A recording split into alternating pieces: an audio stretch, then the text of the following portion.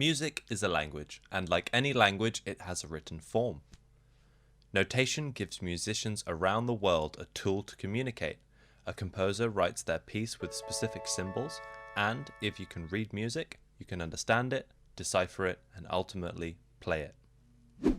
Understanding how to read music will take effort and time. But do you have to learn how to read? Well, in truth, no. Some incredible musicians never learned how to read music, preferring to play by ear. But they are mostly pop artists, and anybody who wants to learn an orchestral instrument should learn. Just like riding a bike, reading music is a skill you will always remember, and the benefits massively overshadow the drawbacks. Did you know? Examples of early notation have been found on stone tablets like this one, dating back as far as 2000 BC. So, how do you learn how to read music? When learning to read music, it's important to separate reading from performing. Playing the trombone is a radically different skill from reading the sheet music in front of you.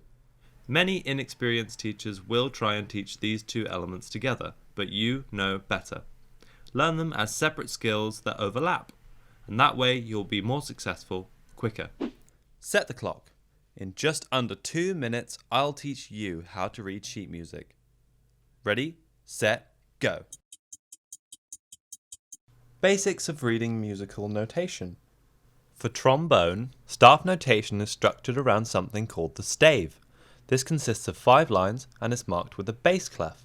Middle C lies at the very top of the stave on its own little imaginary line. Notes can either sit on a line or in a space.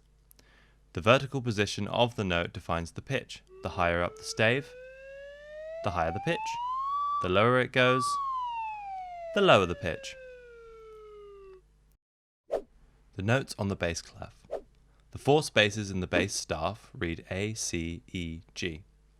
The 5 lines read G, B, D, F, A. These also have their own acronyms, but you can make up your own as you go along. Note lengths. How can you tell the length of a note? Well, that's easy. The shape of the note tells you how long to play it. A whole note, or if you're in the UK called a semibreve, is an empty circle and lasts 4 counts. A half note, or a minim, adds a stem and lasts 2 counts. And lastly, a quarter note, or a crotchet, fills in the circle and lasts 1 count.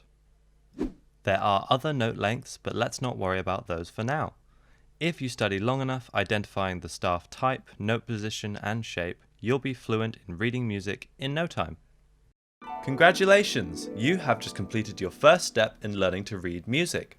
And thanks for watching. For more on reading and performing music, just check out our website link in the description.